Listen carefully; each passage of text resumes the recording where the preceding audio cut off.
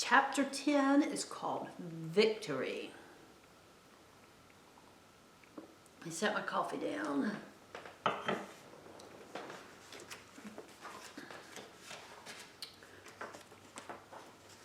George Washington was a warrior, a man on horseback, but he never lost sight of the goal of his military campaigns, a free America. He had written to Brian Fairfax that an innate spirit of freedom led me to defy England's overbearing arrogance. The spirit of freedom led Washington to give up willingly the special powers that Congress had given him. From the start, he had regarded these special powers as temporary in an emergency situation. As soon as the vote was taken, he wrote to Robert Morris, a major financial supporter of the war.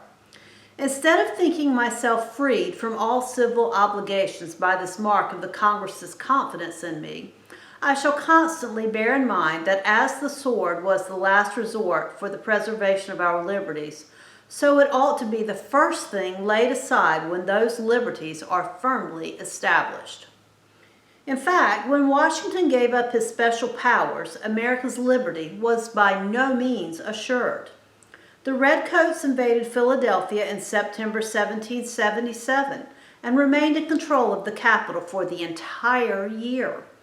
Washington's forces defeated 6,000 British troops at Saratoga, New York on October 1777, but this victory did not loosen the British hold on Philadelphia. Washington had to take his troops to Valley Forge, 18 miles north of Philadelphia, to wait out a terrible winter. They hastily constructed log cabins for shelter. More than a dozen men would sleep in makeshift bunks in a single room with a fireplace. The troops made good use of their time away from the battlefield by drilling and training extensively. During the stay at Valley Forge, Washington once again used spies to mislead General Howe about the American strength and battle plans. He sent a spy to Howe with an officer to furnish him with secret papers from Washington's own files. For the next several weeks, Washington carefully composed false figures on his troops' strength and wrote memos describing plans to attack Philadelphia and New York. Howe believed everything he read because all the information was in Washington's own handwriting. Washington was both leader and companion of the troops during the terrible winter at Valley Forge. When soldiers expressed a desire to go home to escape the severe cold and hunger, he encouraged them to stay, and they remained for his sake. They greatly admired both his physical and moral courage. He inspired them with courage and determination. Farmers and their families from the area around Valley Forge brought ham, potatoes, butter, and whatever other food they could spare for the troops. The Americans also began to receive help from Europe.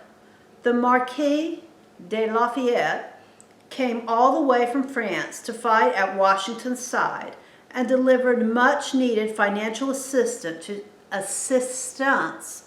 to the Americans, while General von Steuben came from Germany to help train the colonial army. The friendship between Washington and Lafayette could best be prepared as a father and son relationship. George, who was then in his late 40s, while Lafayette, the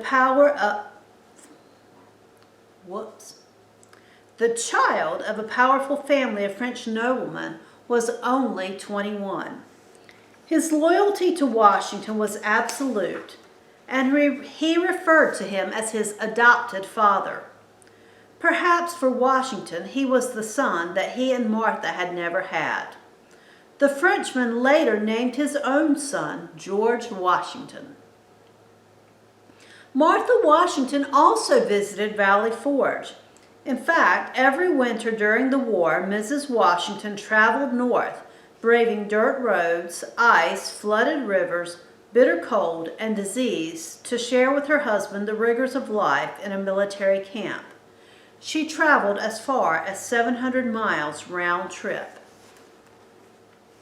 Perhaps Washington's most unusual visitor at Valley Forge, however, was Bryan Fairfax, who was unquestionably loyal to England.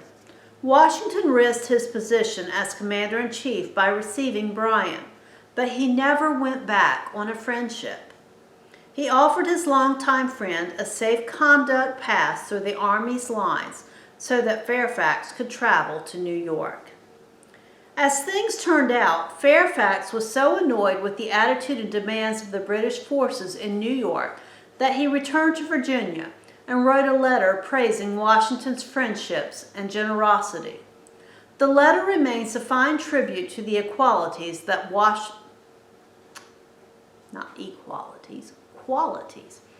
The letter remains a fine tribute to the qualities that Washington possessed.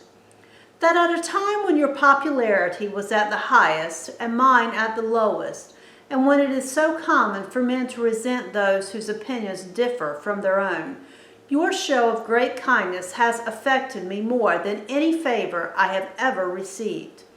This generosity could not be believed by some in New York because it was so far above the run of common minds. By the time spring came to Valley Forge, the troops were so well trained that when Washington led them into battle against the Redcoats at Monmouth, New Jersey, the British were forced to retreat. They fled under the cover of darkness to escape.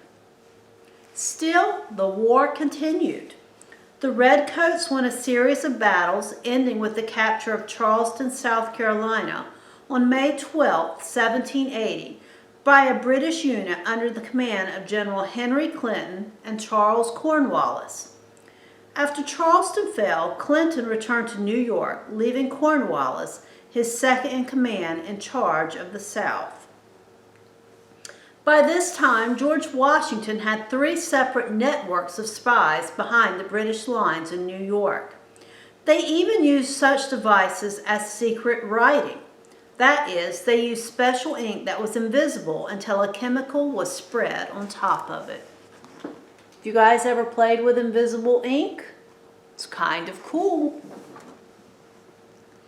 Washington's clever strategies earned him the nickname the Old Fox. While Washington could not win by his army's strength alone, he often won by way of his cleverness and his spies. In July 1781, General Cornwallis moved the bulk of his forces to Yorktown, Virginia.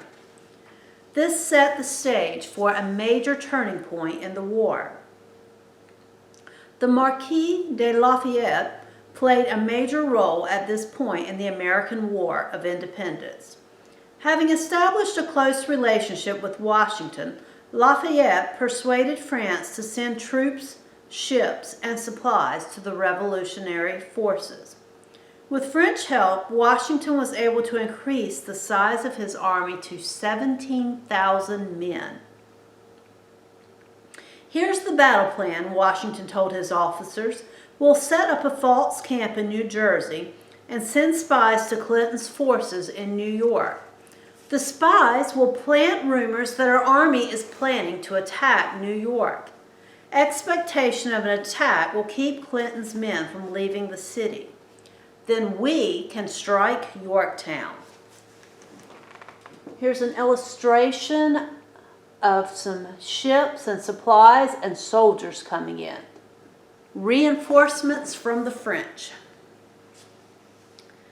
The plan succeeded brilliantly. On October 9, 1781, Washington lit the first cannon to begin the Battle of Yorktown. The ships of the French fleet formed a line in front of the town so that the Redcoats could not escape, and Washington's forces attacked by land. Cornwallis, with his entire army, surrendered in only 8 days. The British, badly shaken by this defeat, agreed to enter into peace talks with the Americans. The war continued for almost 2 more years, but the outcome was never in doubt after Yorktown. A peace treaty was finally signed on September 3, 1783. "We would like to part as friends rather than enemies," the British admiral told George Washington before the fleet sailed back to England. "I would be pleased to have you dine with us aboard my ship." "It would be an honor and a pleasure," Washington replied graciously. When he arrived, the ship's cannons boomed a salute. The redcoats bowed, and the admiral greeted him officially as the representative of a free and independent country. After dinner, Washington and the British admiral shook hands and bid each other farewell. Then Washington mounted his horse and rode back to Mount Vernon. He arrived on Christmas Day. He had been away at war for 6 years. And guys, that leads us to our last chapter. Chapter 11 is called The First President. We'll go ahead and read that tomorrow, and that will be the end of our book. Bye, guys.